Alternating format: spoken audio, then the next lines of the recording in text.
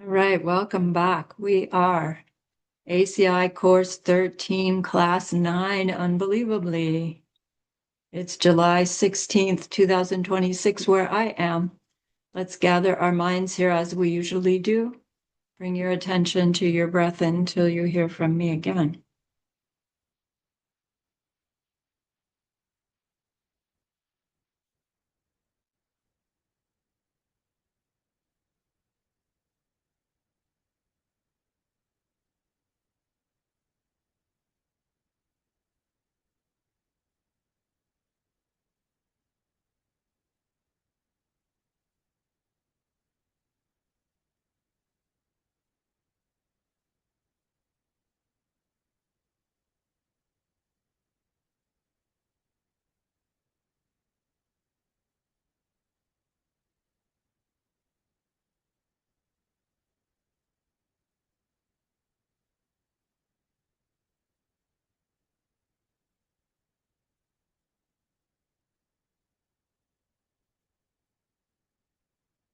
Now bring to mind that being who for you is a manifestation of ultimate love, ultimate compassion, ultimate wisdom.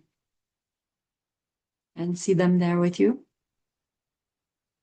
They are gazing at you with their unconditional love for you, smiling at you with their holy great compassion, their wisdom radiating from them,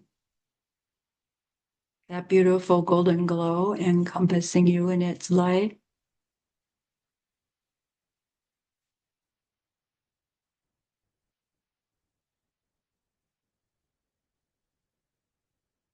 And then we hear them say, bring to mind someone you know who's hurting in some way.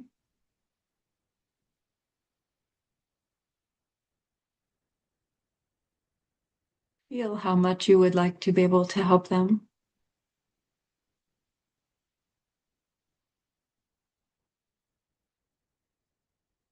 Recognize how the worldly ways we try fall short.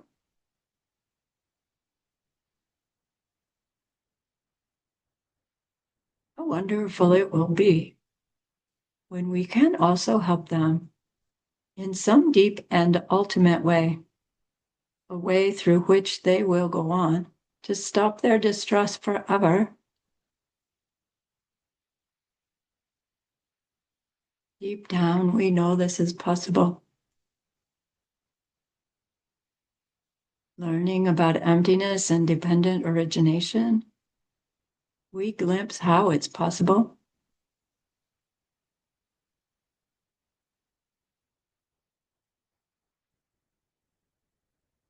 And so I invite you to grow that wish into a longing.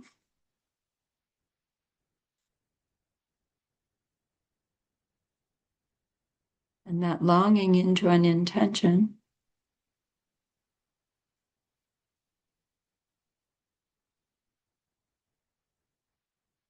And with that intention strong, we turn our minds back to our precious holy being.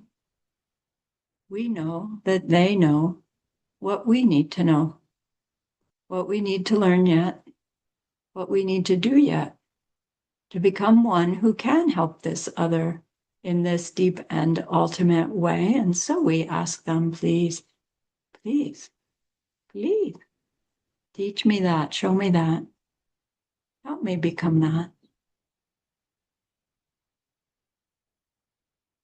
And they are so happy that we've asked. Of course, they agree. Our gratitude arises. We want to offer them something exquisite. And so we think of the pure world they are teaching us how to create. We imagine we can hold it in our hands and we offer it to them, following it with our promise to practice what they teach us, using our refuge prayer to make our promise. Here is the great earth, filled with fragrant incense and covered with the blanket of flowers. The great mountain, 4 lands, wearing the jewel of the sun and the moon. In my mind, I make them the paradise of a Buddha and offer it all to you. By this deed may every living being experience the pure world. Idam Guru Ratna Mandala Kamniriyatayami. I go for refuge until I am enlightened to the Buddha, the Dharma, and the highest community. Through the merit that I do in sharing this class and the rest, may we reach Buddhahood for the sake of every living being. I go for refuge until I am enlightened to the Buddha, the Dharma, and the highest community. Through the merit that I do in sharing this class and the rest, may we realize Buddhahood for the sake of every living being. I go for refuge until I am enlightened to the Buddha, the Dharma, and the highest community. Through the merit that I do in sharing this class and the rest, may all beings totally awaken for the benefit of every single other.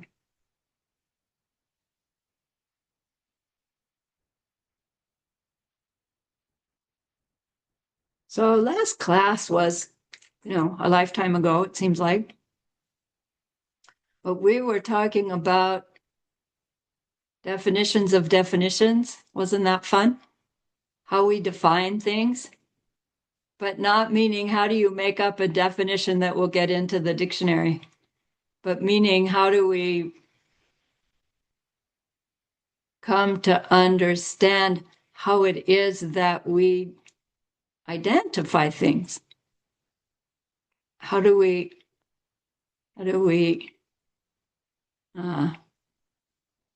define something from a different thing, right? It's a different way of using the word definition. I think they use it in cosmetics or in like body training.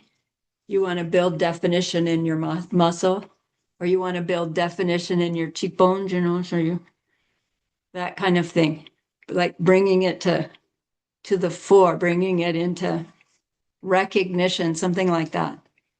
And I remember it took me a couple times through course 13 before I recognized they weren't talking about how do you put words together to make a definition that somebody could read in the book. It's this whole other idea, which does take words, but then it means putting together words in such a way that those words refer to a very specific thing so that those words can't mistakenly revert as something else for somebody else. And that becomes really difficult to have words so precise that you can get somebody to recognize the pomegranate in the pomegranate tree that you're looking at. And in a way, it's impossible to do because if we are both looking at the same pomegranate, we're not seeing it in the same way, are we? So you can't really ever give a definition that's exactly the one that will help us perceive something exactly the same, because that's impossible. But that's from higher school. From lower school, there is a pomegranate on my pomegranate tree, and it pops into mind because I can see it from where I sit. And so there is a way that my mind is defining that pomegranate from the rest of the tree, from the rest of the stuff, from all the thing that my eyeball picks up when it pops over there and goes from computer screen to that. It's a whole lot of stuff. And yet what I see or what I define is this pomegranate hanging on this tree out of everything else. So we're going to talk about how that happens in this next class. And it helps to have understood this idea about definitions. So we learned that there need to be 7 qualities present for something to be a definition, right?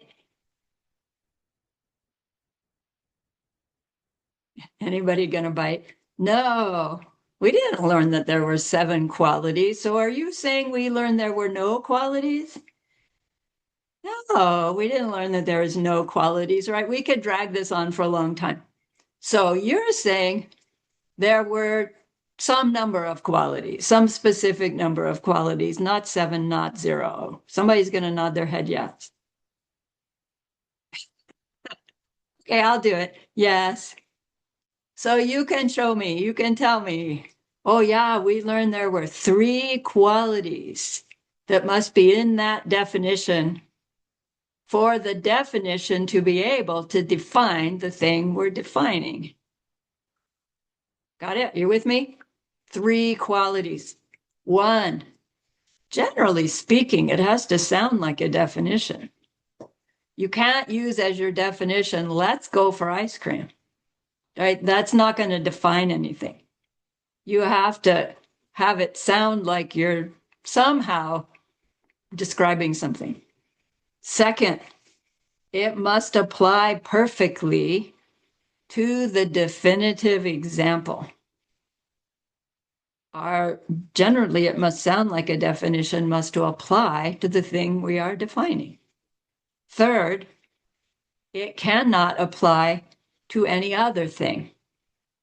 Because if it applies to something other than the thing you're trying to define, we can't figure it out. Which one are you talking about? This one or that one? So it's not a definition for that one because it's too vague. It's too non-specific. So in these definitions that we're learning about, there are definitions that are used to disallow things that are dissimilar to the thing to be defined. Complicated English. Definitions used to disallow things that are dissimilar to the thing we are defining. Words that we string together that will show us that things that are not like the thing we are defining don't qualify. The definition has to show us that. And there are definitions to disallow wrong ideas about the thing we are defining. So that part of a definition isn't saying how we're going to recognize what we're talking about. It's going to address beliefs we have about the thing we're talking about. So we had an example of a single definition that incorporated both those kinds of definitions, the kind of definition that disallows things that are dissimilar and the kind of definition that disallows wrong ideas.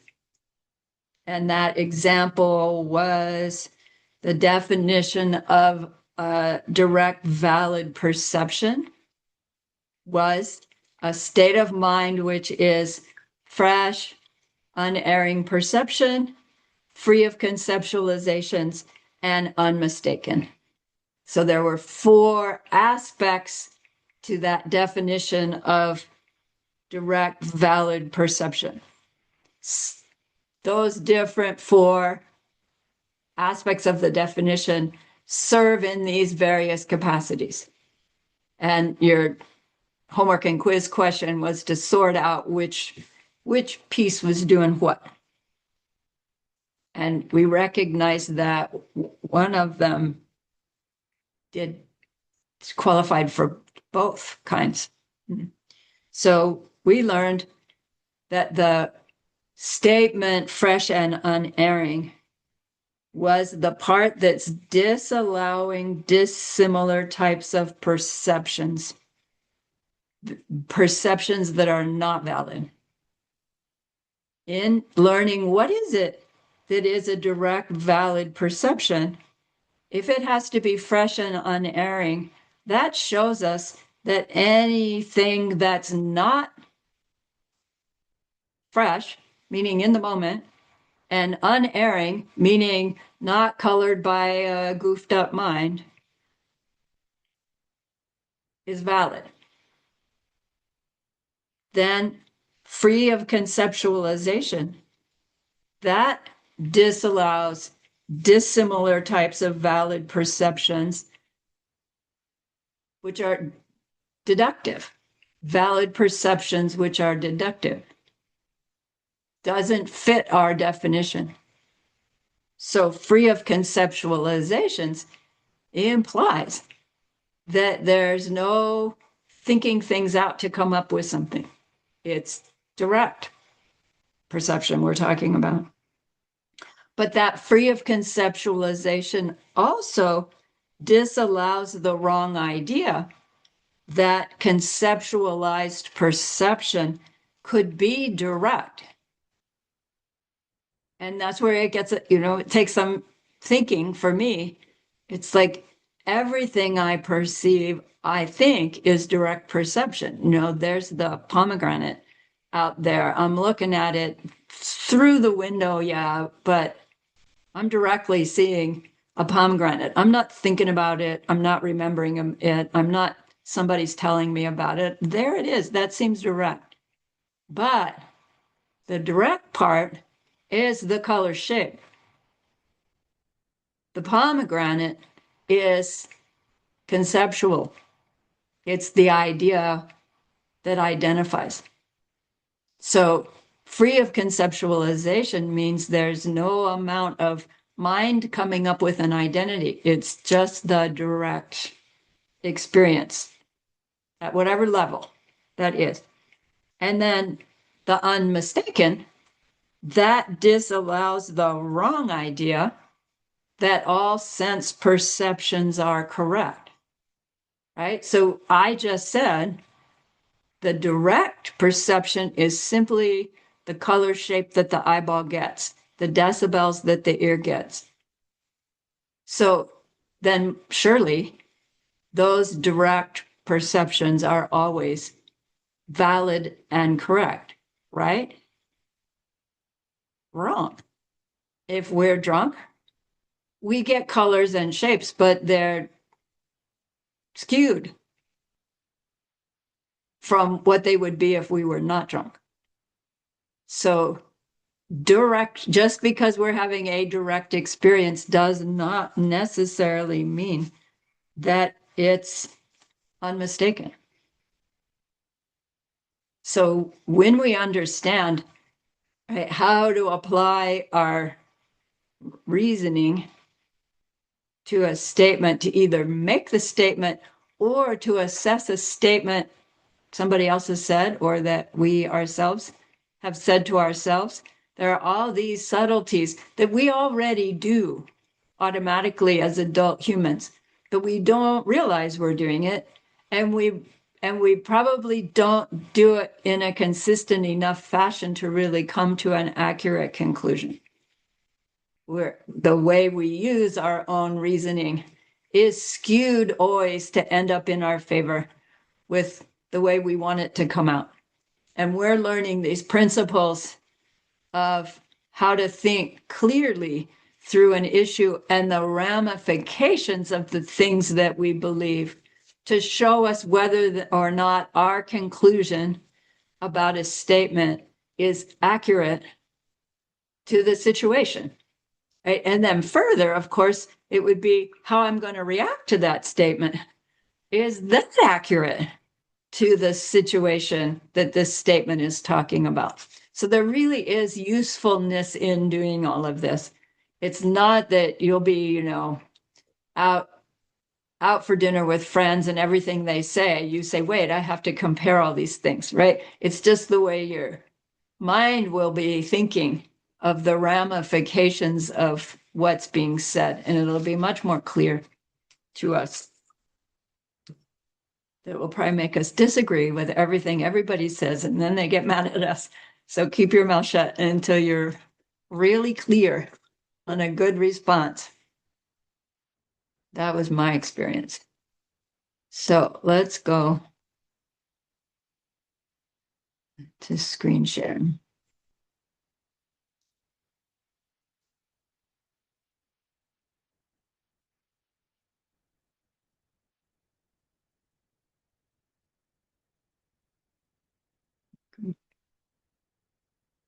Come on. They're making you bigger. My fingers don't cooperate. There we go. All right, we are on class 9. Let me remind you, please review class. I like to offer you the opportunity to be the teachers and teach me course 13.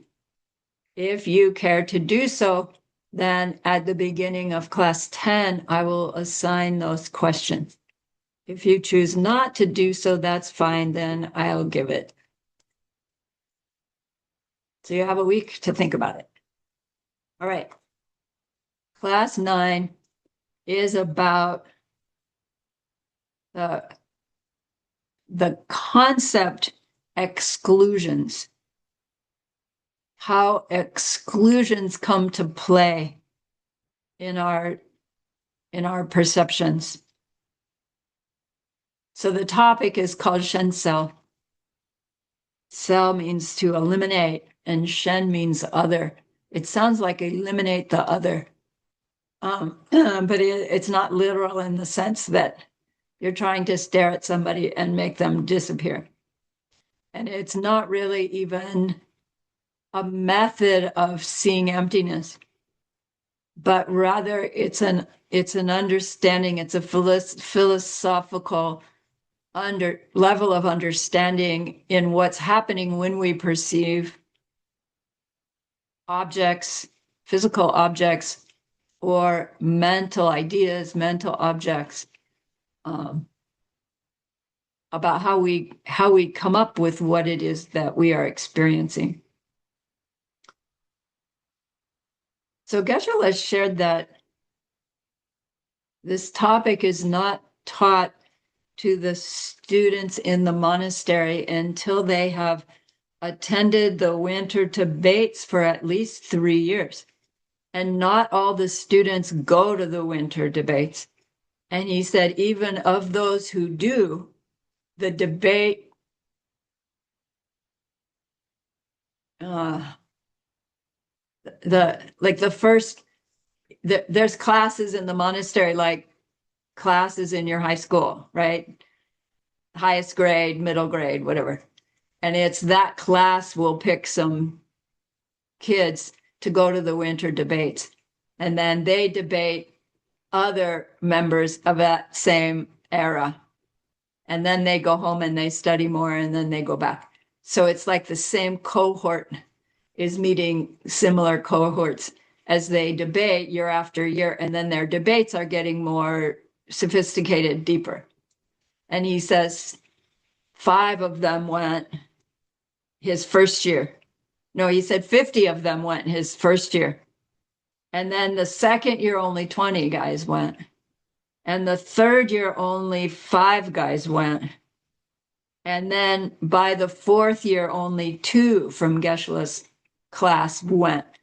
And why they don't go, I don't know, whether they get disqualified or they choose to not go. But his implication was that it just got harder and harder, and that they kind of fell away because they didn't want to or didn't measure up in some way. But so his point in telling us is that here we are, we've managed to get through like years of monastic study in one summer, right? A month and a half of summer. We've been going fast and working hard, and we're still here. We haven't found some reason to drop away. We haven't died. Thank you very much, right? We haven't gotten pushed out in some way. We're still here. And Geshe-la pointed out to his group that that's extraordinary, that even in the monastery, they don't stick, right, to get this far. So pat yourself on the back, your goodness. And he frequently says, recognize how close you are to these wisdoms, how close you are to the direct perception that you have the karma to be in a class that's studying something like course 13, right? We just go, oh, it's the next one, big deal. But it's not, it is a big deal. So thank you for the opportunity. So he also pointed out, again, that the reading for course 13 is quite difficult, isn't it? And he said the reading for this class is especially difficult, apparently. And so he suggested that you flip through in it and find the stating our position part and read that first. And then go through the formal logic section to the best you can. And then in that reading, there's an essay. At the end of the reading, there's an essay that he and Ken Rinpoche put together that summarized the monastic logic training, the monastic sequence of training, and where logic fit inside that. And Geshe-la said back then, that was the first time that had been written down to his knowledge, to look at the whole big picture, to put together how it was used to develop those young men's minds and hearts. And so it's quite a special document to read through. So please don't miss that.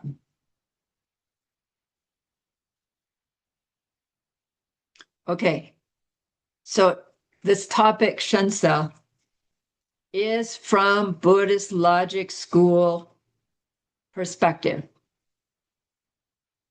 Prasangika does not accept these details. So then Geshe-la's question to the group was, well then, did Buddha teach them? If this topic of understanding, Shensel, other elimination, the topic of exclusions, isn't correct, could a Buddha teach it? Who wants to bite? Yeah, he taught it. So then Buddha is not a person of valid perception, a being who can only hear direct, valid, correct perception. No conceptualization. Directly, everything they say is accurate. No. Buddha has to be a being of valid perception. That's what it is to be a Buddha. Well, then how can a Buddha teach something wrong?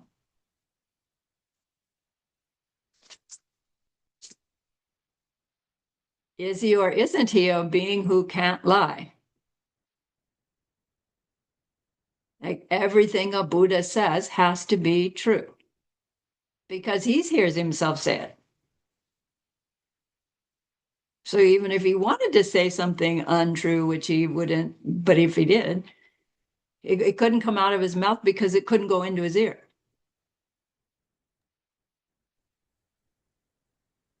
So Buddha must not have ever taught this because it's incorrect. And we know the punchline, right?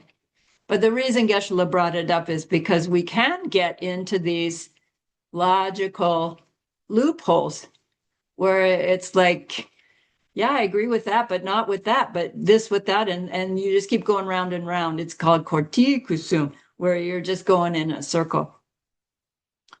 Buddha did teach it. Why would Buddha teach something not technically correct?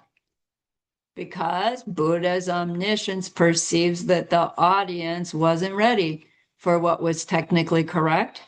And this version would help them be able to move their seeds up, right? Improve their seeds to the point where they would be ready for the highest, higher, and then someday highest understanding. So if one is speaking to the level of someone else, aware that it's not that totally accurate, it is still perfect for what that audience needs to hear. It's like, for instance, if you have a small child and, I don't know, grandpa gets sick and dies, and child says, what happened? Where's grandpa? You say, oh, grandpa had to go to sleep and he's in heaven now.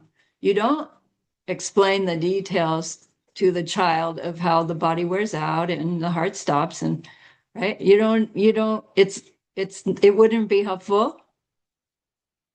And so what you said was true for the level of the being who hears it, and that becomes slippery, right? As a Buddha, it's not slippery in the slightest, but for those of us who are sharing with others, it gets slippery because we need to be careful with our motivation.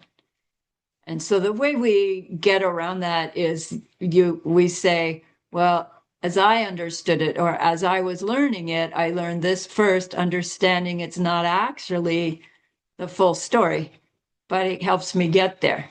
We can always share in that way. Okay, so this topic of Shencel is one of those topics. It's not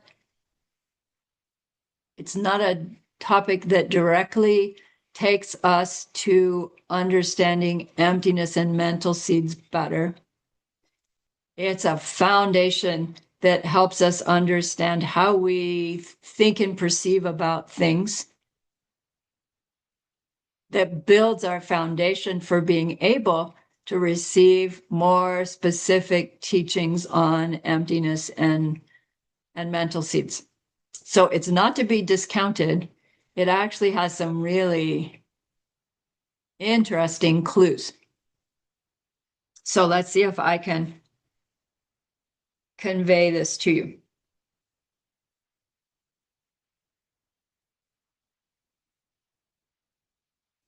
This topic, when we understand it better, helps us learn to eliminate our wrong ideas. And it helps us help others eliminate their wrong ideas. So if we have some wrong ideas about emptiness and how to see it, studying this stuff about Shencel will help reveal to us our wrong idea so we can stop. Okay, so the term is exclusions. In English, exclusions. To recognize an exclusion is not reaching emptiness, but it is the process of eliminating what is other, eliminating something that is other than what we're going to get to. So there's a classical example of what's called exclusion. That classical example is all that is not sound. To arrive at sound by way of exclusion, we use the words all which is not sound. Right? So if I say, consider all which is not sound, what do you come up with? Everything but sound, right? Consider all that is not sound. Now, if we negate that, consider all which is not sound, what have we got? Sound and nothing but, right? Because we took all that was not sound and we took it away. So all that's left is sound. As if there's not sound. And then we establish sound by saying, take away all that's not sound.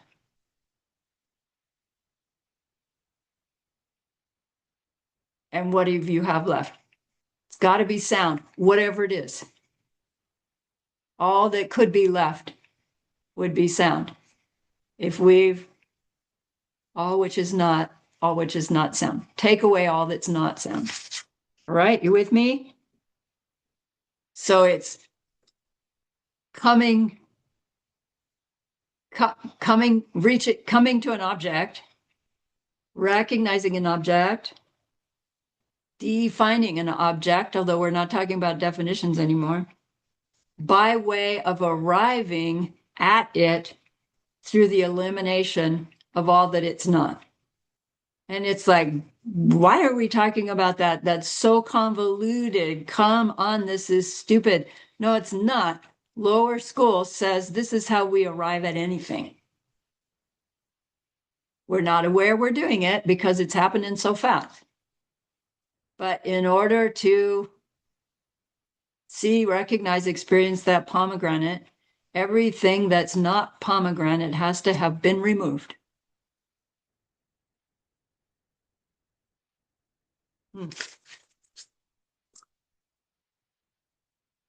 So lower schools, logic school,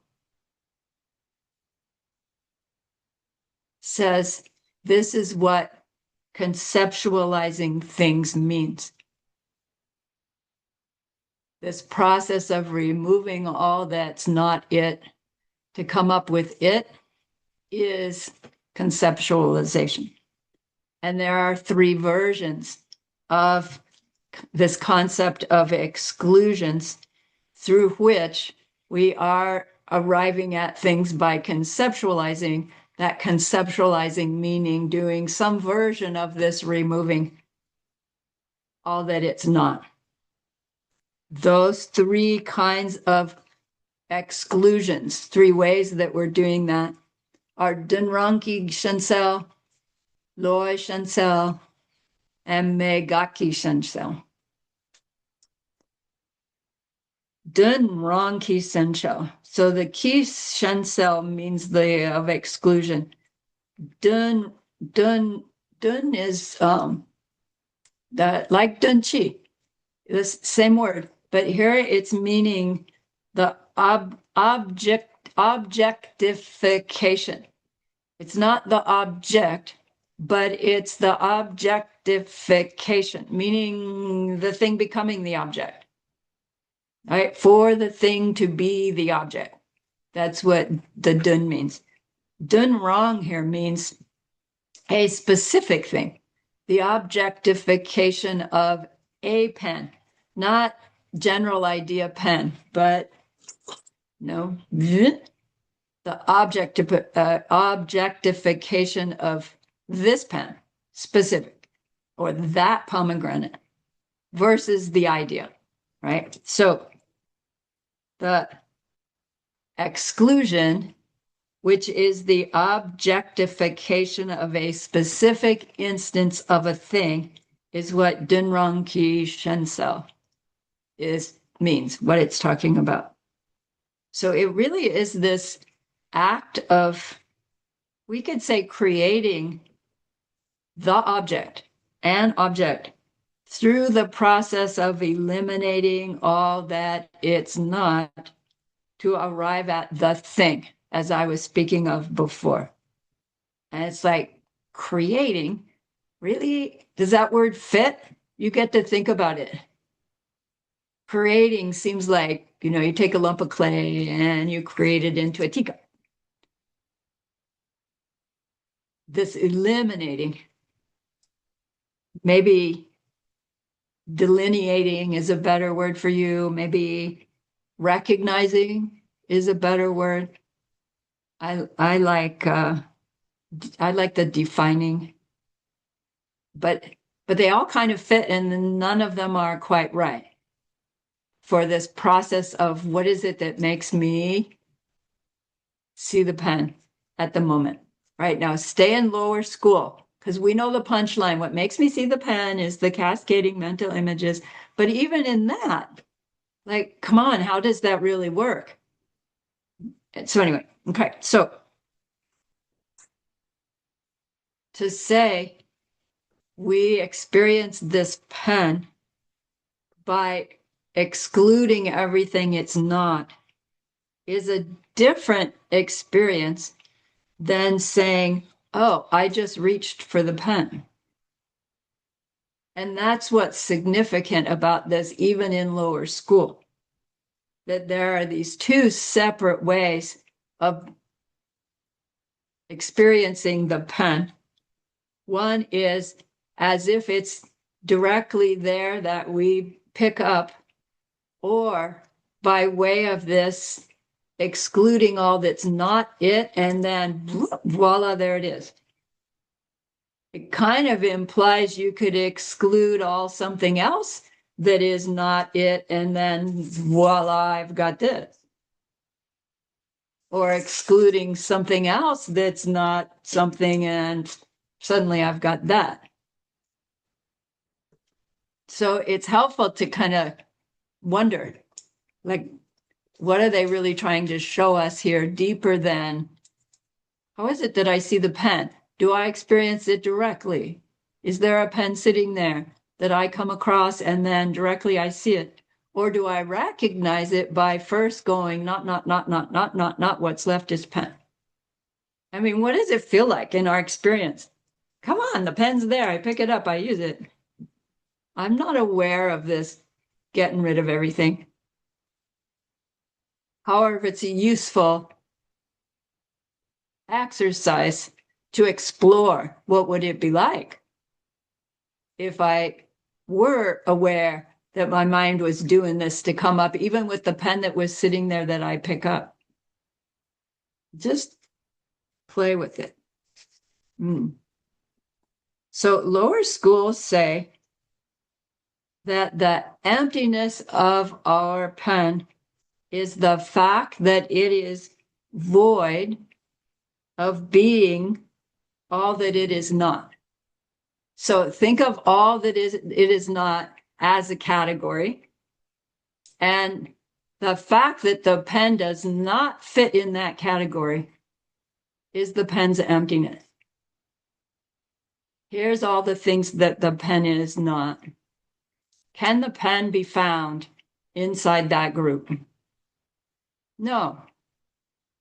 That's the pen's emptiness. How does that help us burn off our mental afflictions? It doesn't much. It does make us question, why is that even important?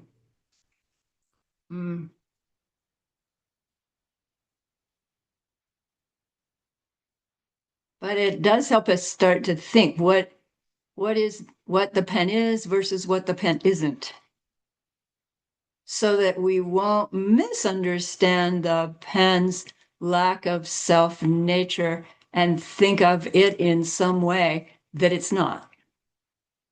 Okay, so we're just learning this method of pulling things away that we're not even aware that we're doing, or we're not even aware that are there. Okay.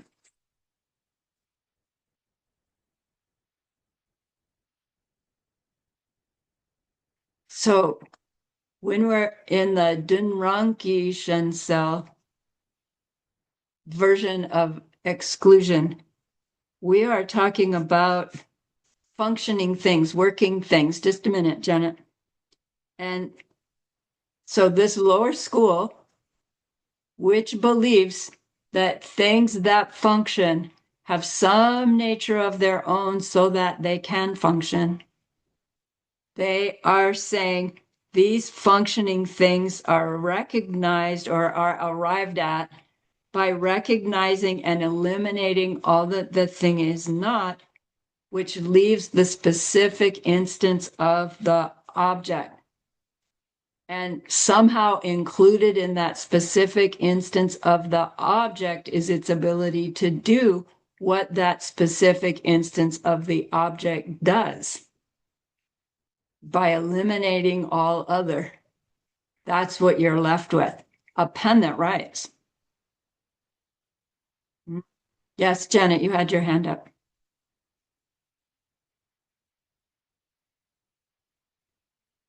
Is one of these three things the lady in the red dress? Only No. only in the sense when we get to Magog, but no, it's not.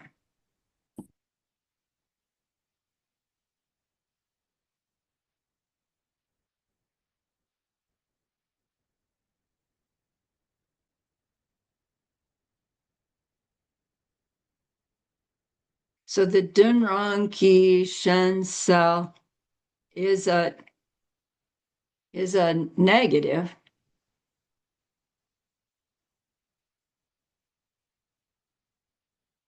Not meaning the pen is a negative, but the arriving at the pen is this negative in the sense that it requires this reverse of all that the pen is not in order to arrive at the thing.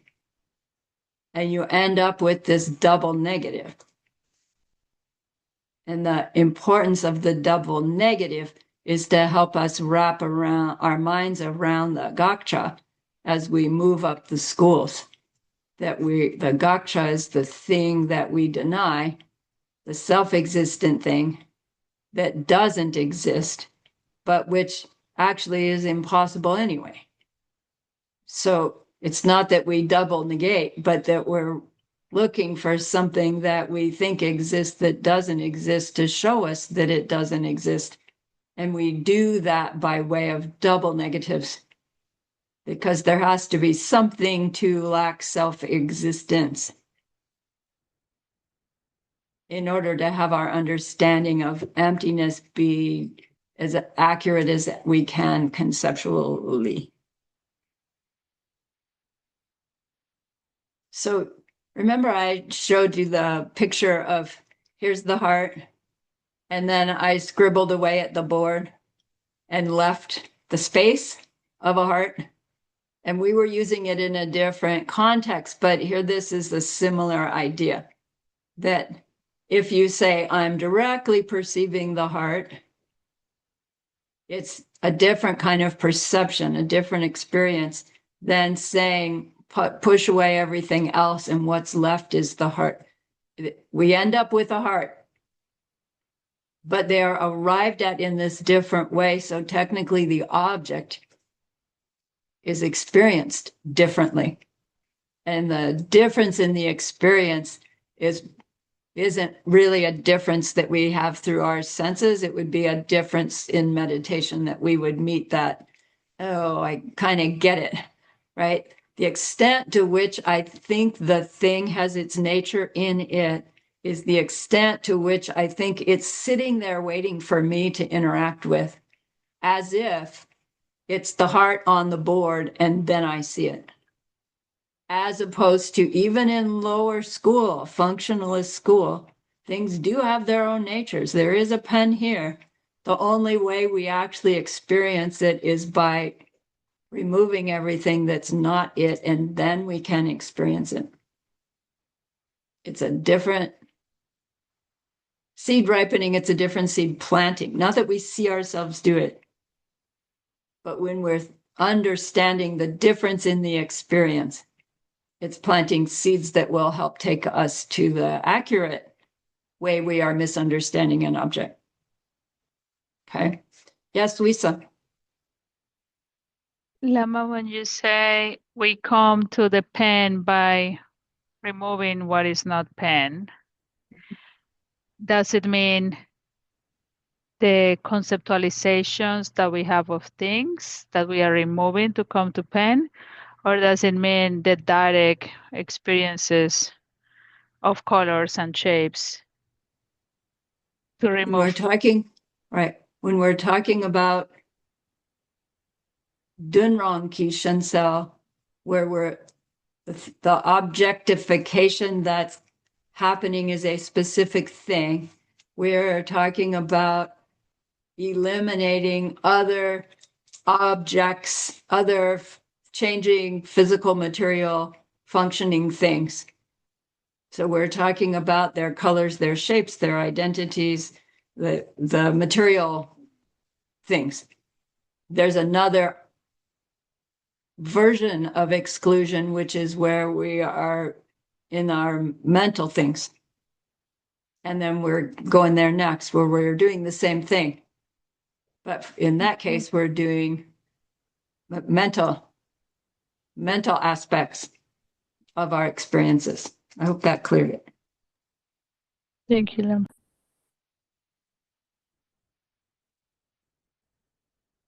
Okay, let's see where I am.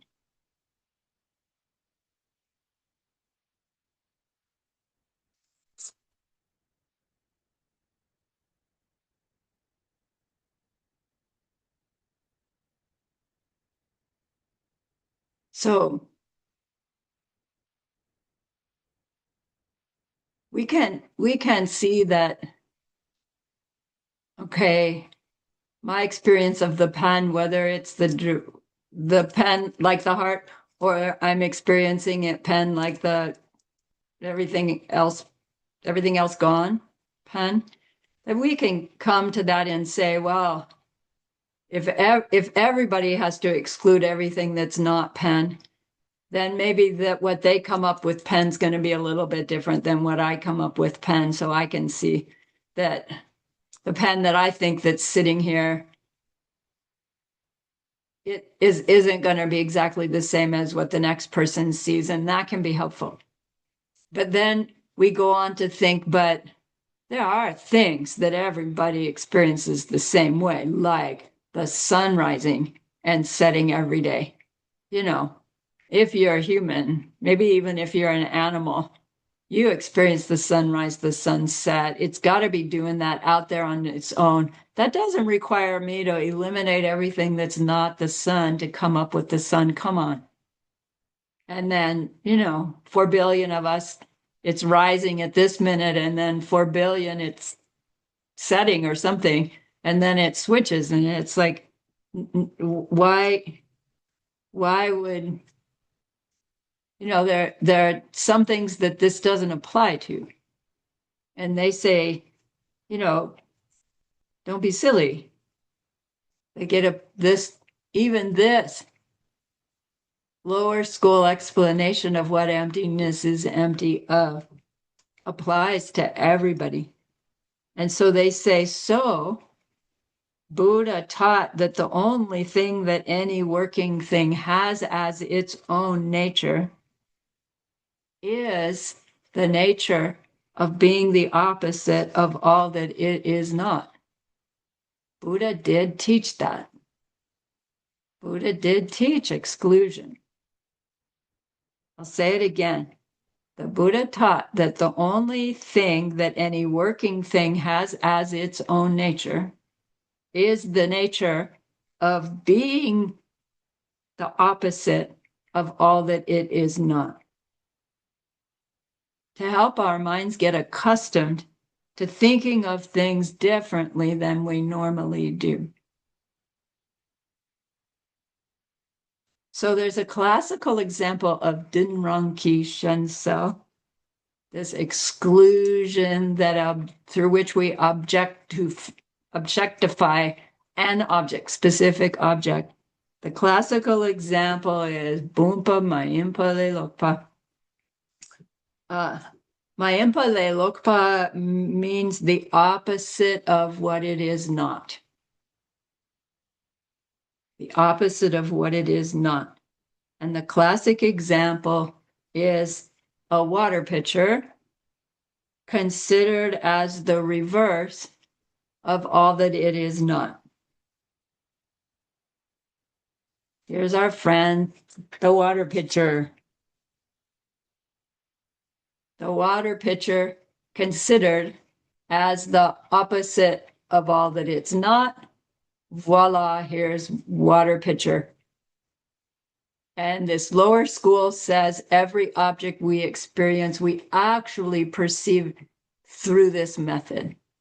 We never directly contact the cup, water pitcher, because it's not a water pitcher all by itself. Buddha said its very nature is to be the opposite of all that it's not. So that's how we really perceive things. And so they're here and they function and we can drink from it. All right, great. This was for objects. Now, Loi Shansel. Loi means mind. So mind exclusion, meaning a mental exclusion. Well, wait a minute. We were doing this all mentally to come up with an object. But here we're talking about this process that our mind is doing, but to come up with a mental experience, an idea, an image. We'll see in a minute.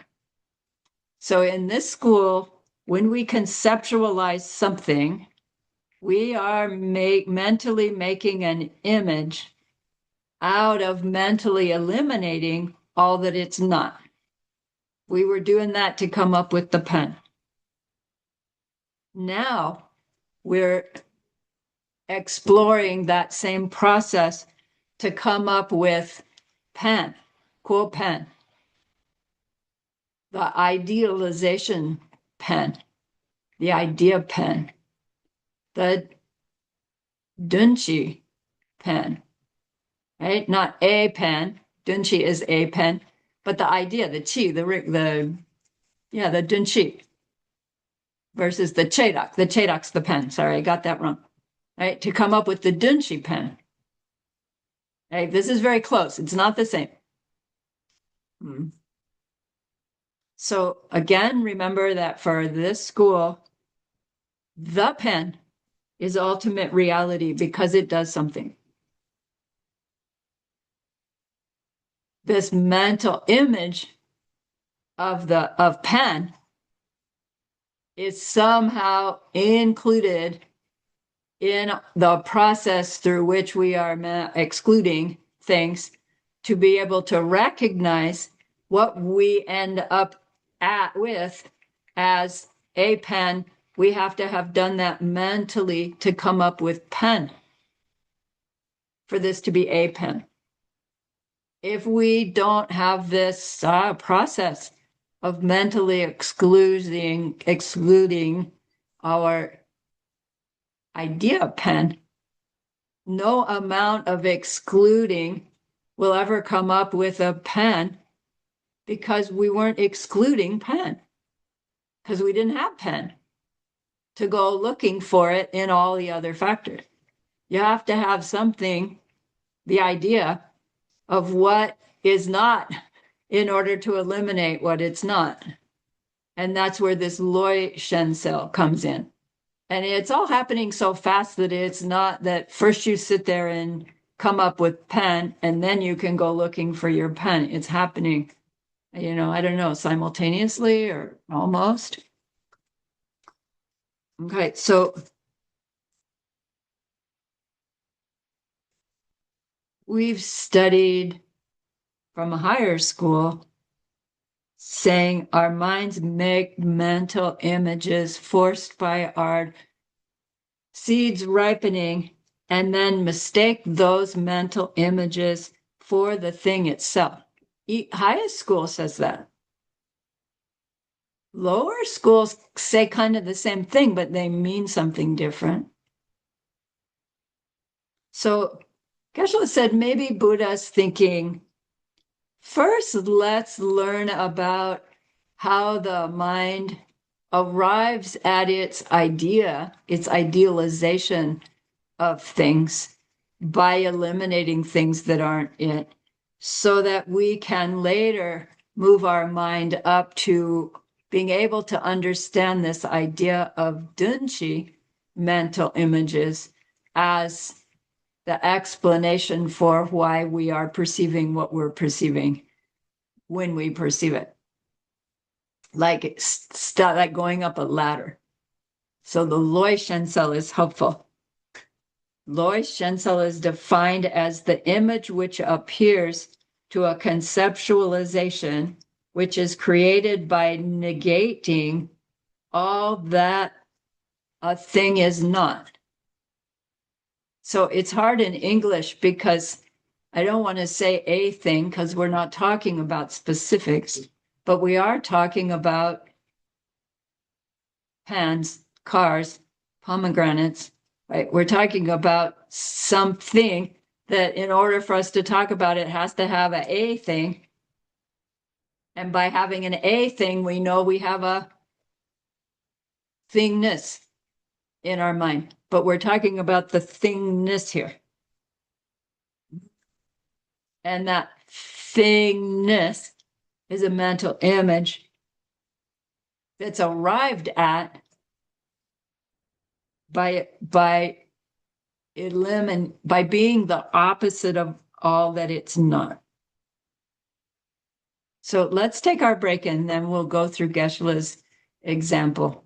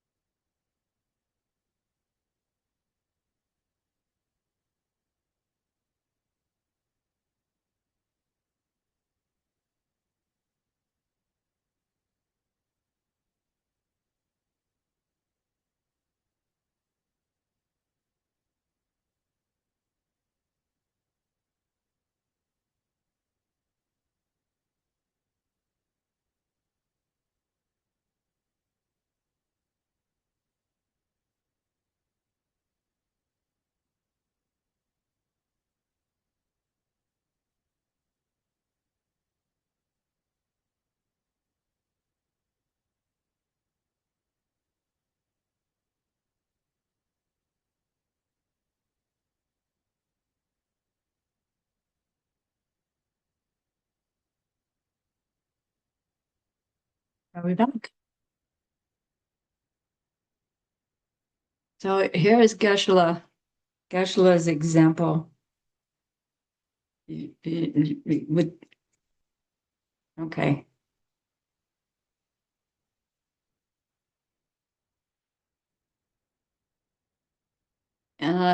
Is there, do you have a mental image of a two-headed purple elephant rampaging through your room right now?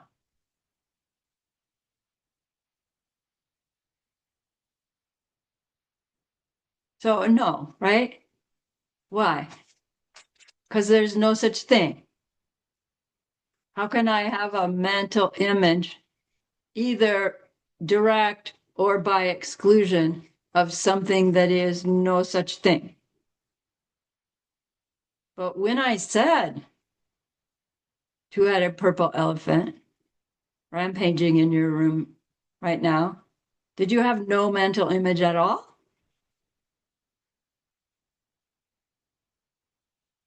Like,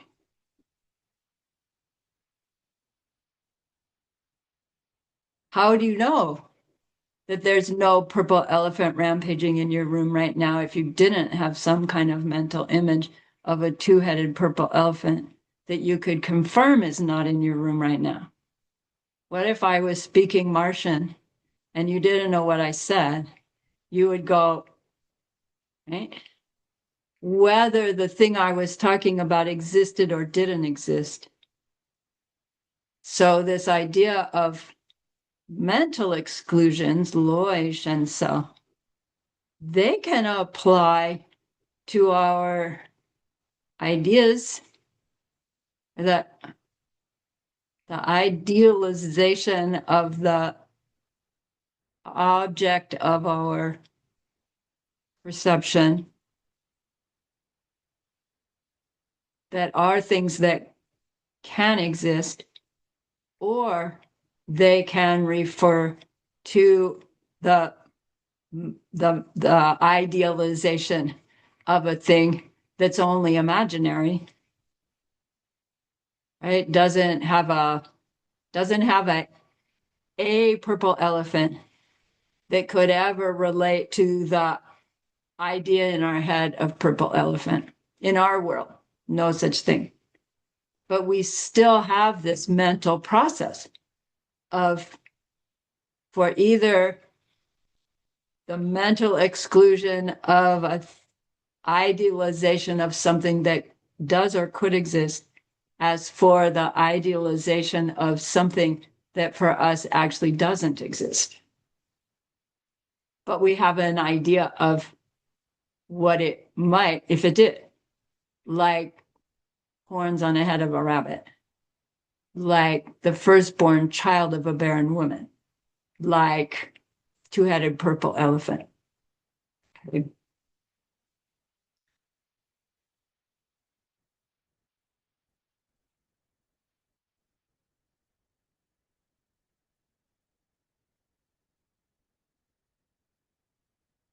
So logic school says an imaginary thing cannot function. So we cannot have a Dunranki Shensel of it, an exclusion that makes it become a thing. But we can have an exclusion that arrives at an idea of it, whether it's an imagined thing or a mental thing that could then become a Dunranki Shensel, turn into a thing. Like the car, a car, that car, my car, your car, right? Very, very similar, but arrived at it in a different way. So they say anything which has no true nature of its own has an exclusion. Anything which is not self-existent is arrived at by eliminating all that it is not. But they've also said anything that's not self-existent, any functioning thing which is not self-existent, is still arrived at by eliminating all that it's not, to come up with the pen that isn't self-existent because it's simply void of being something that could be found in the category of all that's not it. It's like Okay, great. How does that help me?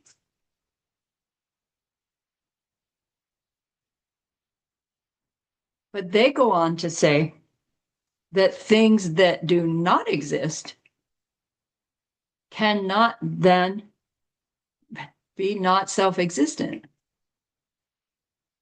And highest school kind of says that too. You can't talk about the not self, the emptiness of a non-existent thing, because you have to have an appearance to lack its self nature to have that thing's emptiness. There has to be a thing which is empty. There's no big emptiness that everything comes out of. And so the lower schools kind of touch on that in this similar way, but they are not coming to the same conclusion that our minds, as we move higher and higher up, see that the lower schools' efforts planted our seeds to figure it out deeper and deeper, or higher and higher.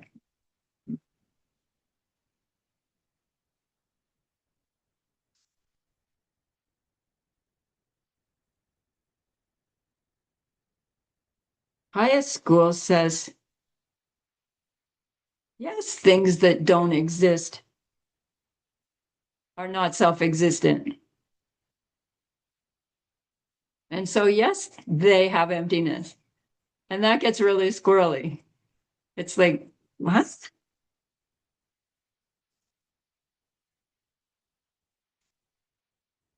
All right. So we would have to conclude that the Loishan cell, we're talking about if we have an imaginary, an imagined mental image. I'm having trouble with my words today. That mental image of the imagined thing is still arrived at by eliminating all that could be imagined or known that it is not. So the same process is going on for imagined things, two-headed purple elephants, horns on the head of a rabbit, as our process of coming to recognize pen versus a pen, that pen, my pen.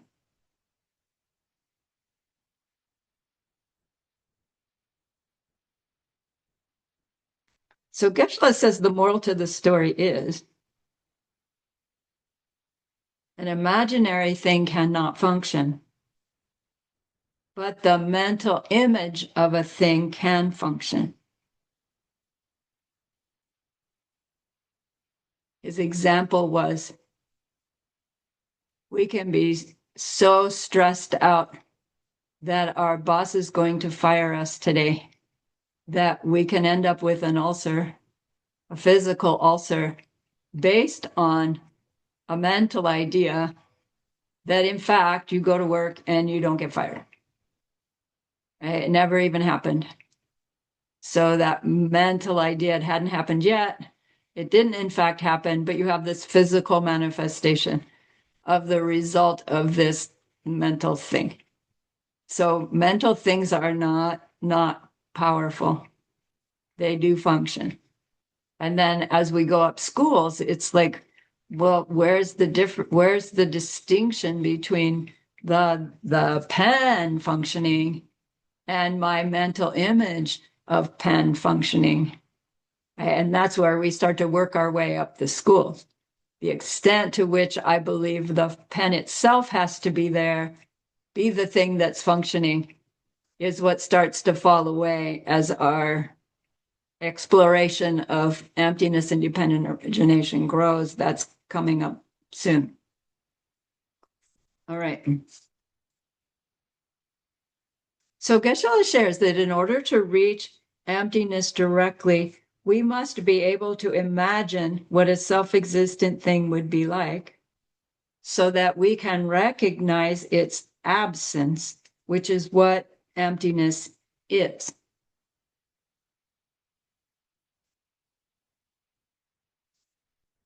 All right. The classical example of a mental exclusion, Loi Shunsel, is Tokpe Nang Yul. Tokpe Nang means the conceptualization of appearing, the object, the conceptualization of the object that appears to you, meaning the image that appears to the conceptualizing state of mind. In this school, what does conceptualizing mean? Excluding everything it's not. So mentally excluding everything it's not to come up with pen that allows us to then exclude everything that's not to come up with a pen. Without pen, we could not exclude to come up with a pen, could we? Tokpe nang yul. Tokpe nang yul can happen bringing into appearance imagined things or things we think have more reality than our imagination, like Sarani, like Frank. And same process as horns on the head of a rabbit. All right, let's go on. Megaki Shenso is the third kind of exclusion. Megak literally means not absence. Megak. It sounds like not absent, which would mean it's there. But megak actually means this simple absence. Not. It's not that kind of absence. Megak. Megak kishen self. An exclusion, which is a negative thing involving an absence of the thing. An exclusion, which is a negative thing involving the absence of a thing. So the Dunrong Kishen cell was creating the thing by eliminating all that it's not.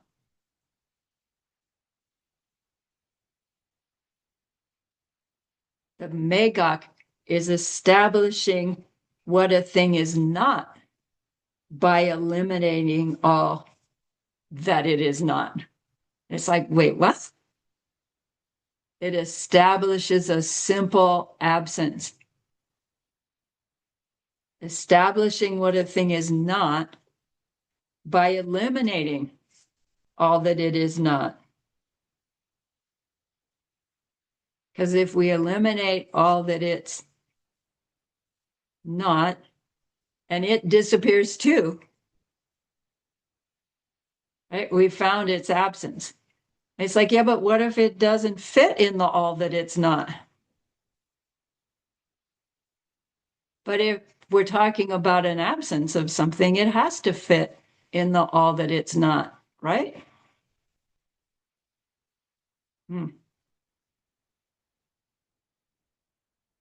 So Megak we often think of as being this tool that we use to get us closer to emptiness. When we say emptiness, we mean the simple absence of a self-existent thing. The absence of a pen that could function without us having the karma to experience it as functioning. A person in our world that could make us upset, independent of us having the karma to have been made upset right now. Is there a person there that made us upset that then we establish, oh no, they didn't really? Or was the one we thought made us upset never there in the first place? We just thought they were. Our mistake. Any negative thing that happens independently of our karma projecting it, would have to be a self-existent thing.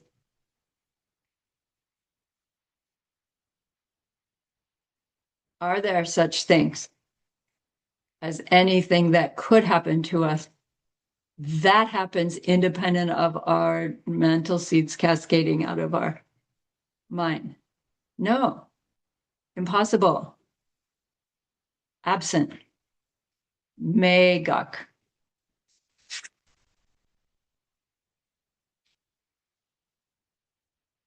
That implies, of course, that we get to take personal responsibility for everything that happens to us, and not everybody's ready to do that, as Buddha was aware. So he didn't just lay that onto everybody who comes around. And he helps them tiptoe up into it until they recognize that that's like this incredible liberating idea instead of this, oh my gosh, what a burden. So the classical example of mega kishansa is Bumpa Mayimpe Tongwa, our friend the water pitcher again. Mayimpa means it's not, Tongwa means empty. It sounds like a water pitcher that's not empty, but it doesn't mean that. It means the condition of a water pitcher being devoid of anything that belongs to the group of things that it is not. I'll say it again. The condition of a water pitcher being devoid of anything that belongs to the group of things that it is not. So consider all the things that are not water pitcher and recognize the fact that water pitcher is not included in that group of things. That is something that the water pitcher is empty of, is devoid of. It is devoid of being a part of the category of all things that are not water pitchers. Like, duh, but it does hold some significance. If you think of all things that are not water pitchers, will you ever be able to find a water pitcher in there? No, silly. Why would I even ask you to do that? Apparently, we do that kind of thing and we don't realize somehow.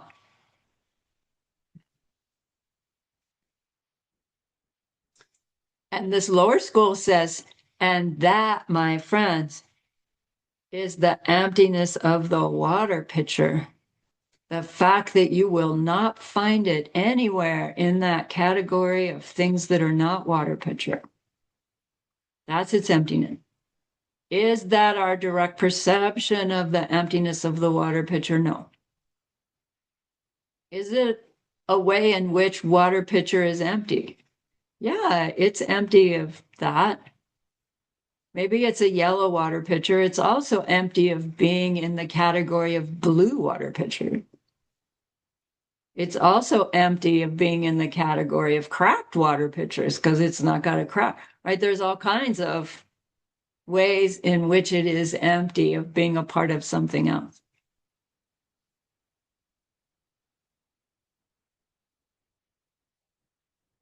So this idea of Shensa is exploring how it is that we can experience a working thing from the position of the opposite of all it's not.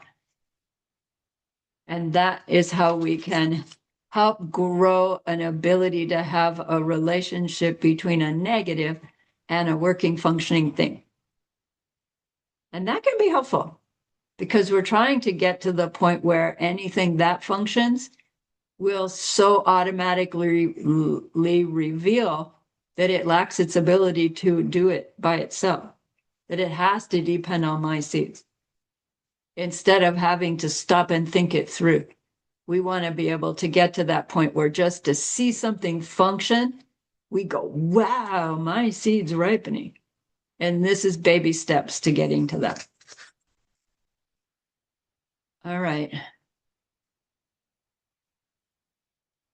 Shifting subject matters. So that was our philosophy of pramana. Now we shift to our topics about logic, how to use logic. And we have this topic to consider called jorwa. Jorwa means putting it all together, the elements. There are 14 elements of a logical statement. That's wait, a logical statement has 3 statements plus an example. How do you get 14 out of that? And why bother to get 14 out of that? And all of it helps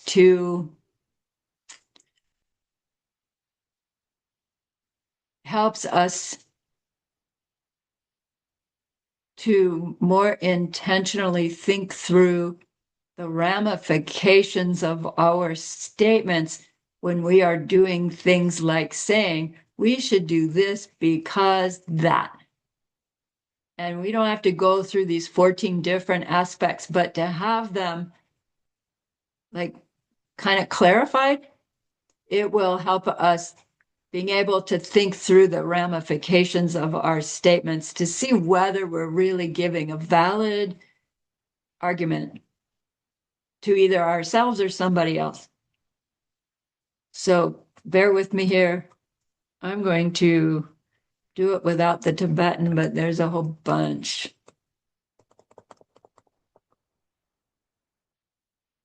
But I'll point it out, but I'm not going to go through it word for word. So here's our classical example of a logical statement that we've been using since the beginning. Consider sound. Talking to somebody who believes that sound is the nature of the universe, right? Creator of the universe, unchanging, always there, but creates things, sustains the universe. Consider sound. Hey, friend, consider sound. Okay.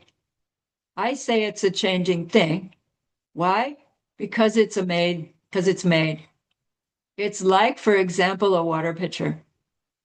So by saying it's like a water pitcher, I'm assuming that my friend I'm talking to has the same conception of me about water pitchers are things which are made, and so they are things which are changing.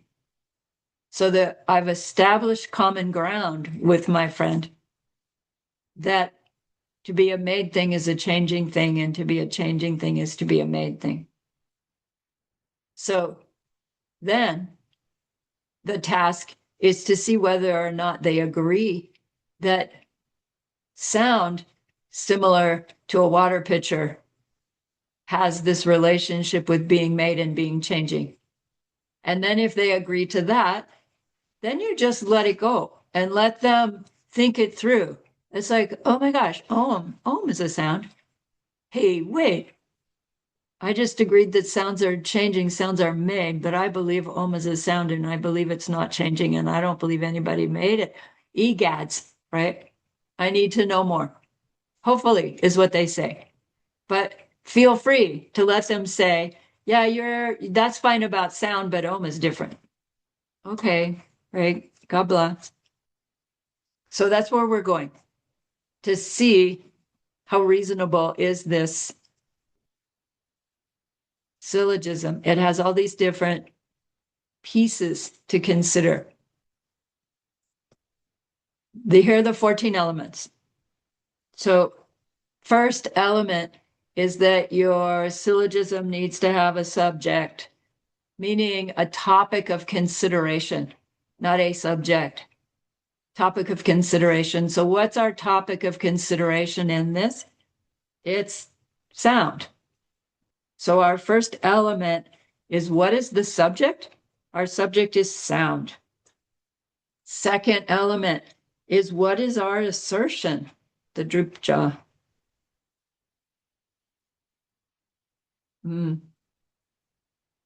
Our assertion is that sound is a changing thing. Our statement number 2.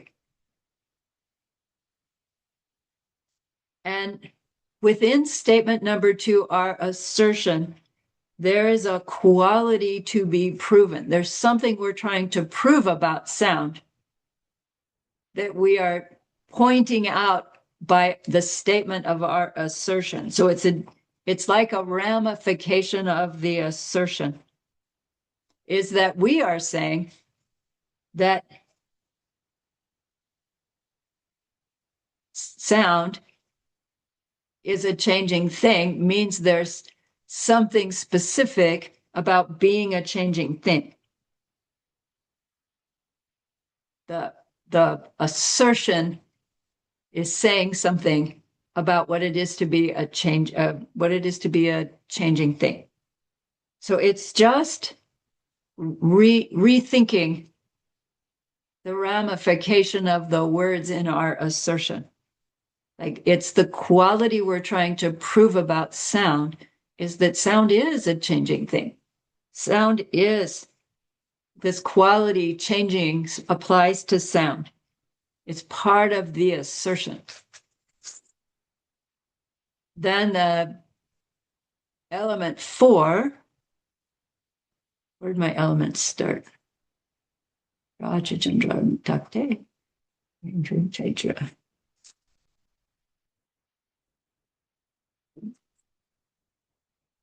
Me Takdra. Me Takpa. Element number 4 is that there's an explicit form of the quality to be proven, which implies there's also an implicit form of the quality to be proven, which is our element number 5. So 4 is this explicit form of the quality to be proven, which means it's this quality that we've directly stated in our statement number 2. The quality is being changing, right? We're directly stating that we believe that sound is a changing thing. It has this quality of being changing. That's what we're trying to point out, and we did it explicitly. We used the words. But then there's an implicit form of this quality to be proven, which is not in the words, but is in any connotation of those words, any synonym of those words. So to be a changing thing is also to be something that's instantaneously changing. It's also to be something that's caused. It's also to be something that's working or something that's functioning. Like all these different things that we know about what we mean when we say changing. Now, does the other person have all those same connotations? I don't know. And so if we were doing a running debate, and if that person disagreed with me anywhere along there, I would be following that train of thought. It's like, what I would try to figure out what they understand by the explicit and implicit qualities of changing thing, for me to be able to draw them to this conclusion that all those different meanings of changing to them apply to sound, not to Om, but to sound. If their meaning of changing is the same as mine, if it's not, then we've got to find some other common ground. Right? So we want to be aware of our own associations that we have with the words of the assertion, whether we're making it or we're hearing it from somebody else. Because we're reacting to all of those ramifications. And that's where the nuances of our logical thinking help us to start to recognize, well, to be a changing thing is also to be a functioning thing, is also to, right? All these lists of qualities that helps us understand better. So 4 and 5, explicit form of the quality to be proven and implicit form of the quality to be proven. Element 6 is the position that we are denying by way of our assertion. So we just talked about eliminations. When we say we assert that sound is a changing thing, what are we automatically denying without saying any words about it? That sound is an unchanging thing, right? Without saying, hey, come on, sound can't be unchanging. We've given this assertion that sound is a changing thing. Can sound be both changing and unchanging at the same time? No. Right? So your sixth element is the opposite of what your assertion gives.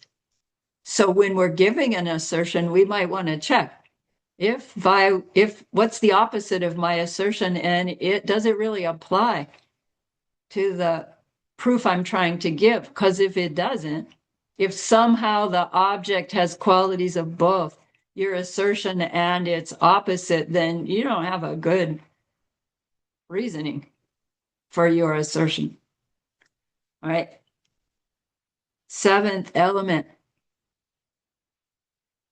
that number 6 was the position we're denying by our assertion, and number 7 is the quality that we are denying.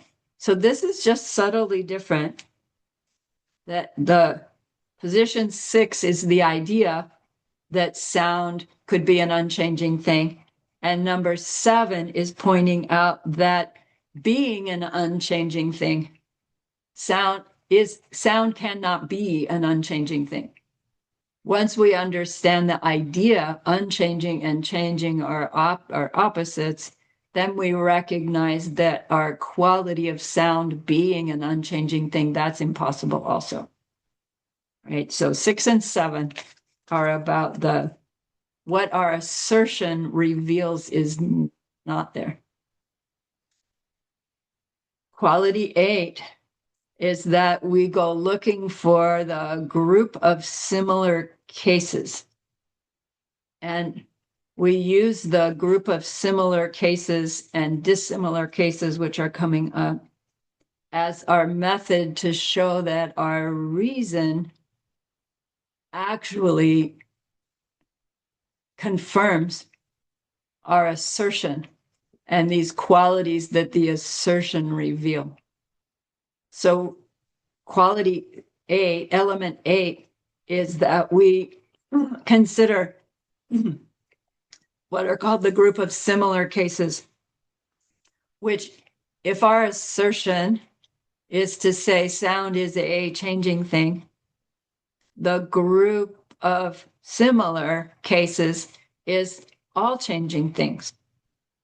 And that means our reason for the assertion being a made thing, in order for our reason to actually apply to our topic sound being a changing thing, our reason has to apply to all changing things. So you look at your assertion and look at the all similar things in that, and we check our reason to all of those things that are similar. Does being made apply to all changing things? Sound, not sound, bicycles, everything. Yes. What if our reason, whatever it might be, did not apply to sound, but did not apply to bicycles, which are also a changing thing? Then our reason would not prove what we're saying about sound, because it doesn't prove the same thing about all changing things. So it's like a way of checking for the consistency of our reason, the correctness of our reason. Remember the correct reason where the 3 relationships hold, not just any old reason. So first you look at all similar cases. Geshe-la, actually the whole argument pivots on this, that if your reason and assertion hold for all similar cases to the assertion, you've got a reason that's going to hold up to these other statements as well. I'm not convinced that that's all it takes, but he says it's an important piece. So number 9 is the group of dissimilar things. So what's dissimilar to all changing things? All unchanging things, right? Is there anything else dissimilar to all changing things? I guess just all unchanging things. Do you remember that chart? Consider all knowable things. See why we learned that so long ago? Because we need it for our building our clear thinking about where's the best restaurant to go to for dinner. So if your reason, Geshe uses the word, if your reason leaks over into the group of dissimilar cases, then your reason does not prove your assertion because your reason applies to its opposite also, similar to what I said before. So his example was, take sounds, they are changing things because they exist. Is it true that sounds exist? Yes. Is it true that because they exist, they are changing things? No, because there are existing things that are unchanging. So the reason covers too big a territory. It does cover all changing things, but it covers all unchanging things also. So it doesn't prove what we had to say about sound. Is it true about sound? Yes, but it doesn't prove it because it applies to too big a category. If our reason applies to the dissimilar cases from our assertion, then the reason doesn't prove what we say it proves. It has to apply to all similar cases, and it can't apply to any dissimilar. And if it does, you're out of luck. All right, you with me? That was number 9. I'm not going to finish class. 10th element is the reason. So what's our reason? It's a made thing is our reason. Because it's made. Now, remember we said anything after the word because is a reason. Not necessarily a good reason. Maybe what sounds like a good reason, but isn't a reason that holds up. And that a reason that is a good reason for the argument at hand is a reason where the 3 relationships hold. So the next elements of our syllogism are these relationships. So element number 11 is, what is the first relationship? We look at the first relationship. We learned the first relationship is to look at statement 3 and look at statement 1. We say, does the reason and the object of consideration, our subject matter, do they pertain to each other? Do they have a relationship? Is it true that sounds are made things? Is it true that being a made thing applies to sound? We can say yes. Hey, if it doesn't fit, consider sound, it's a changing thing because I see it. Things I see. Is it sound? No.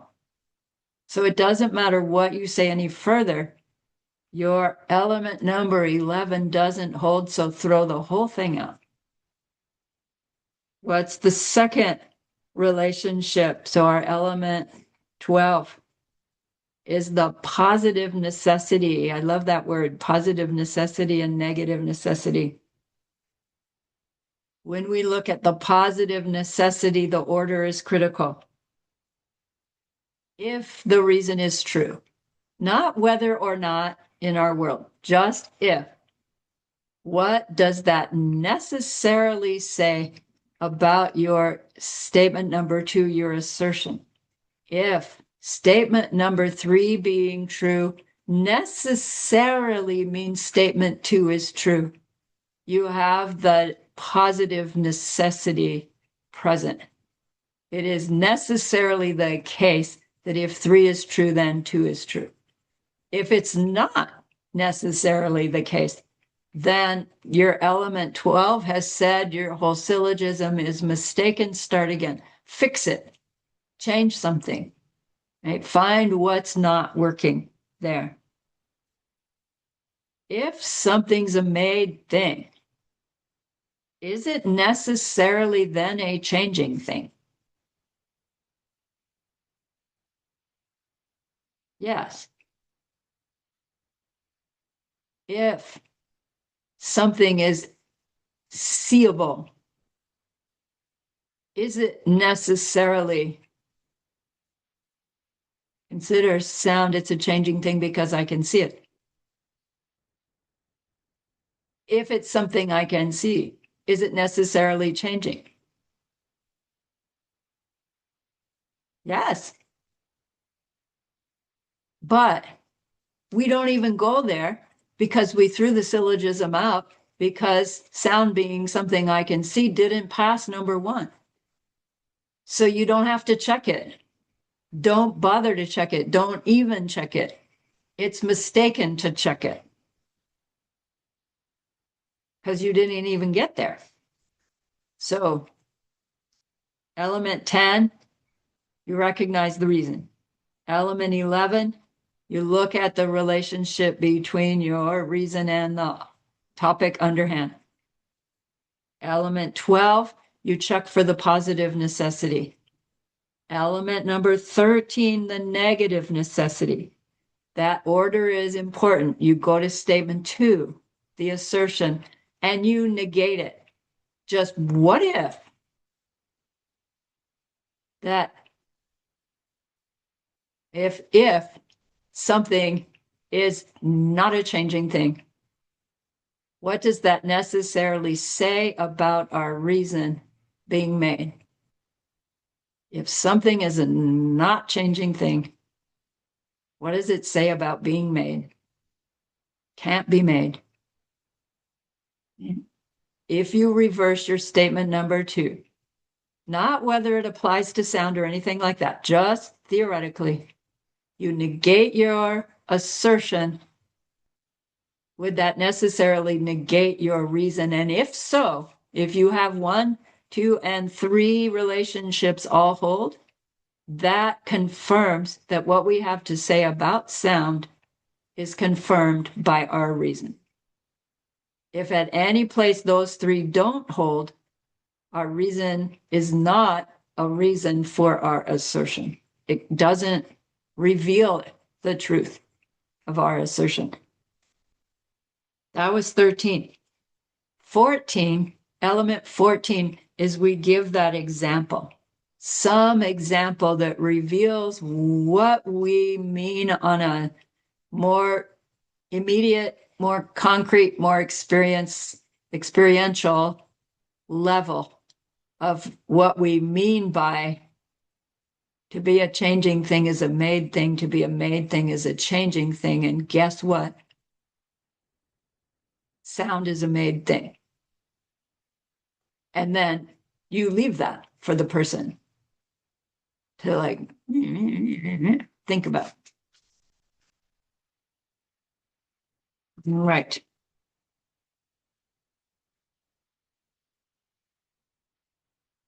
So we've learned a bunch of different ways to come up with reasons that will fit the 3 relationships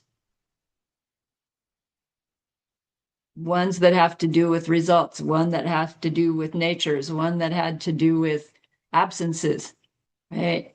Positive reasons, negative reasons. And these three relationships always have to hold. So there are correct reasons that we come up with that we use for our own investigation, our own logic applied to our own self, mostly in terms of coming up with our behavior choices, right? Pre-planned for situations that we need to logic out in order to respond differently, not while you're in the midst of it. And then there are good reasons that we use to help others come to new conclusions. And those may or may not be the same syllogisms, right? What we use for our own growing understanding probably should be very different than what you use for helping your neighbor understand better if they happen to ask. So Geshe-la says the essence of Buddhism is that we prove emptiness to ourselves through logic, through meditation. And in doing so, we prove to ourselves that we can't know who and what other people really are. We really don't know for sure if that angry yelling boss isn't or is a fully enlightened being helping me recognize something that I need to do differently. We can't know that they are fully enlightened, but we can't know that they're not either. And probably our own heart says, well, I don't want them to be. They're such a jerk, right? I want them to be a jerk from their own side because then it's not me. And yeah, I don't want to suffer from them, but come on, like them being a Buddha really trying to help me, that's too much. I don't want to go there. And that's fine, right? If that's the level we're at, we still have practice to do. But as we're learning more and more about the things is no self natures, and we're willing to go there, we come to recognize, oh my gosh, I don't know for sure where they're coming from, right? I don't know whether they just had a really bad day and they need a little compassion, or I don't know if they know exactly what I need. I don't know. And the change in behavior, it is going to impact them. And our bodhisattva wannabe wants to impact them for the better.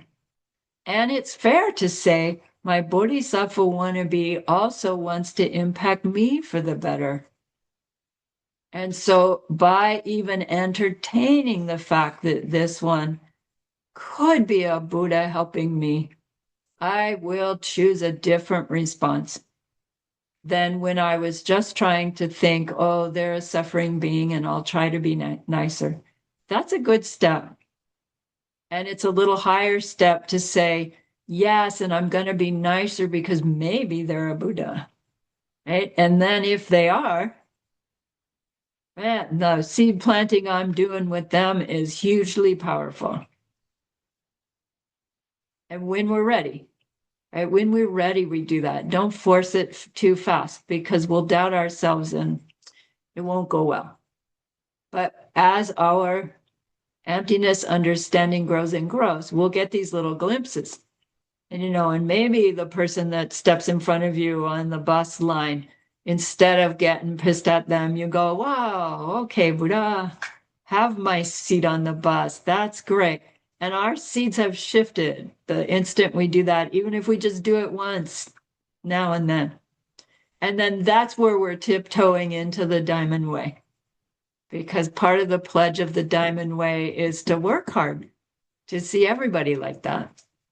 And our heart will like, I can do it with them, but not with them. Come on, you got to be nuts. And right, that's all right. But the practice is, where's the limit to where a Buddha's compassion would they not come to you as that, but they'd come to you as this, like they are making the choice? No, it's spontaneous. Yes, Janet. First time I did this, I ended up quitting my job. And then the last time I did this, I took the Lojong class and I'm supposed to view irritating people as precious gems and to let them win. So my coworker wanted more hours, so I let her have them and she ended up getting herself arrested. Didn't work there anymore. That was not your fault that she got arrested. It was your seeds ripening. However, you didn't cause it from her side. That's a great story, though. I And know. there It's was, like if it doesn't go well, are we willing to try it again? Like you had two kind of unfortunate experiences. Can you get a I bad don't result know. out of a good I deed? don't know if it was unfortunate because it proved to me that I don't know what's going on. Yeah, So good. we all Okay. left the deaf ladies left the apartment we were in, and you've kind of Uh-huh. followed me in the journey because you could see me I at have. work, and you know I'm in a different house now. Well, Yeah. turns out at that other house, the landlord, one of the previous coworkers went to, it was a duplex, to work for the house next door, and that worker kept calling the landlord, and he got annoyed. So he terminated leases for both sides. So if the ladies hadn't moved from the apartment, they would have gotten the 60-day notice, but they had already moved. They had already So moved. yeah, but we didn't know that that would happen. We didn't know. So it turns out all that drama was pushing us to make a change sooner. There you go. And it's like kind of unfortunate, not always, but a lot of humans, they only make changes when something negative happens.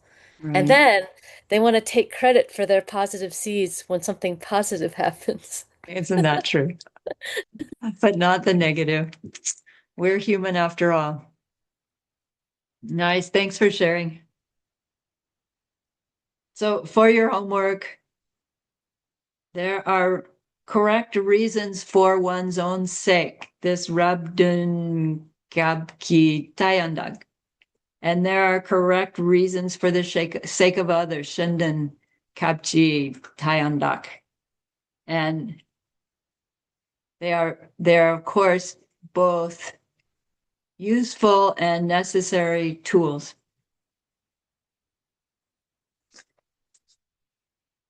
All right, I did finish this class. That's a miracle.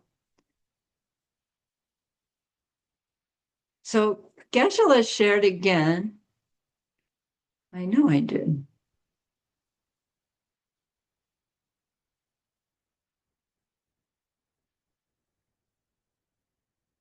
That the virtue of these classes is extraordinary. Like we heard him last week telling about his sequence and that what he was studying with Ken Rinpoche when he first showed up there was the Dira text, the logic text, and Chicharak. This is the stuff he was studying. It wasn't ACI 13 yet, but it was going to become that later. That this seemingly very intellectual, Western minded, hard stuff to chew on is flirting with the direct perception of emptiness. Even when we're doing it from the lower school, it's planting seeds to understand how we perceive things, how we mistakenly perceive things, and how we're actually perceiving those things. And as we understand these principles, even from the lower school, we're planting seeds that are growing that helps us to recognize, oh, that has a deeper meaning. Oh, that has these ramifications. And as those start to pop up, that's when we're doing this. Geshe-la called it direct flirtation with emptiness from this course 13. So he said to his group, please stick with it. Please don't just put your ACI 13 binder on the shelf, which I did, but take some piece and chew on it and play with it and enlist somebody to have coffee with from time to time and play with these ideas, explore them. You don't have to get it right. We haven't even talked about how to actually do debate yet. I owe you that.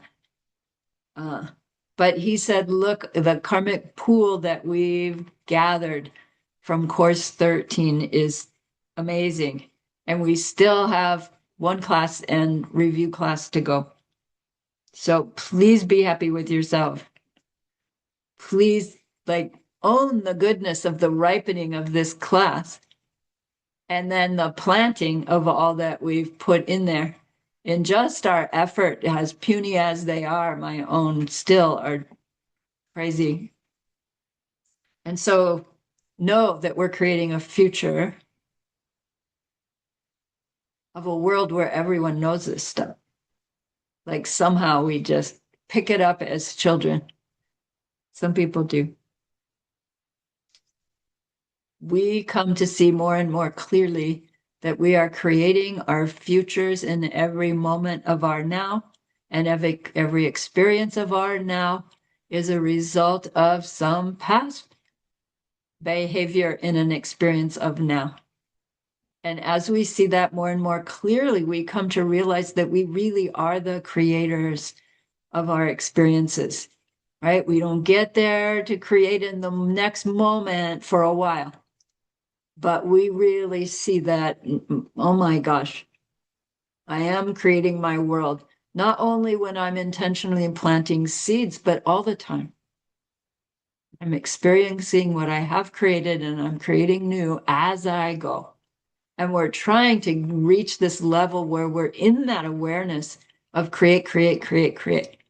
Even though our experience doesn't shift according to what we are creating, we are doing so. Geshe-la says all the keys for the direct perception of emptiness is in this course. So go through that answer key again and again. Get somebody to ask you to teach it to them. Oh my gosh, that's the scariest thing in the world. Please, Ronnie, would you teach course 13? What? You got to be nuts. Like, okay. It was course 18. And it's like, how do you teach, right? 18 is the review course. How do you teach all of course 13 in 2 classes? That was a challenge. But it got me started. I probably did a really lousy job. It was to people like Connie and who else was there? You guys don't know. Michael Brannon. Really smart people. But I'd already taken it. So I was the one that was there. And they asked me to give it to them. And it's like, you gotta be kidding. Like, I'm teaching people smarter than me. But they were so patient and so kind, and we all did it together. But it's like that. You don't have to be the specialist yet. You just share. I didn't teach it, I just shared. And we explored and we had fun and we all learned something. So I don't know, maybe between all of you, you could play this game. Reach into a hat, right? Okay, Janet, it's your turn. Would you review with us class 7 and just see what happens? It might I be mean, fun. if you're gonna teach, don't you have to be a master at some level? I mean, I have a personal story I can share, but I Yeah. mean, if people don't have a personal story and they're not a master, it's gonna be really hard for them to teach somebody because you can't take Call the it person to the sharing. next step. Yeah, correct. Correct. Think of it as sharing what you've been given, not teaching. It is true. I don't teach anybody anything because I can't see their mind. I don't know exactly what they need. But I can share, and I can share to the best of my ability. And Geshe encourages us to do that. But you're right. Don't think of it as teaching as in I'm the teacher, I'm going to give you something that you don't know. Yeah, I I mean, agree. I can share that I can prove to myself that I don't know what's going on. There you go. That's fine. Sometimes that makes the best sharer is someone who says, I just really don't get it, but thanks for letting me try because it's going to help me get it better. And who better to do that with than our co-students? Really. I wouldn't have the nerve to gather people from my community who, who know me and would probably come to a talk and lay karma and emptiness on them. No way. I'm just not brave enough. Same idea, right? It would have to be some kind of context where they've really asked. But we have a group of people that are interested. And then you're going to have some time because we'll be off all of August. Anyway. Oh, you're traveling. Yes. Yes. All right. So good job. I really didn't think I would finish that class, but we did, and I didn't skip anything. So remember that being that we wanted to be able to help? We've learned a lot, whether you think so or not, that we will use to help them in that deep and ultimate way someday. And that's such an extraordinary goodness that please feel it inside yourself. Feel pleased with your effort, confident that you've changed yourself and your world.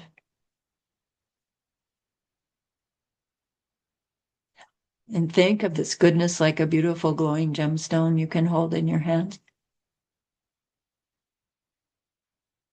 Recall your own precious holy being. See how happy they are with you.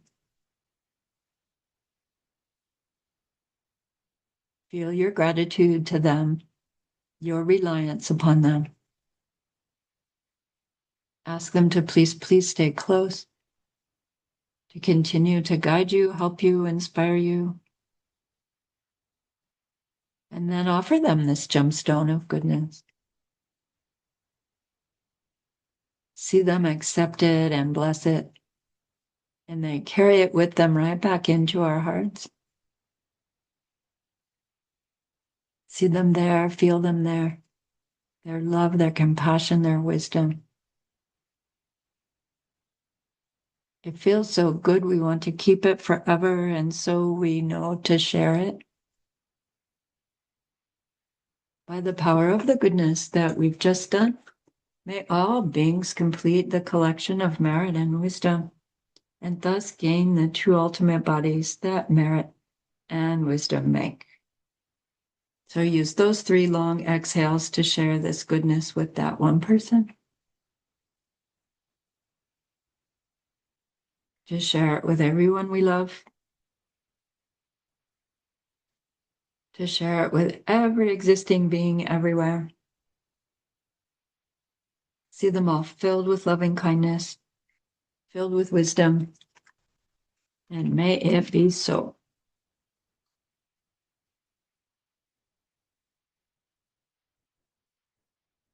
All right. Thank you again for the opportunity. Have a lovely weekend. I will see you Sunday evening, right? Okay.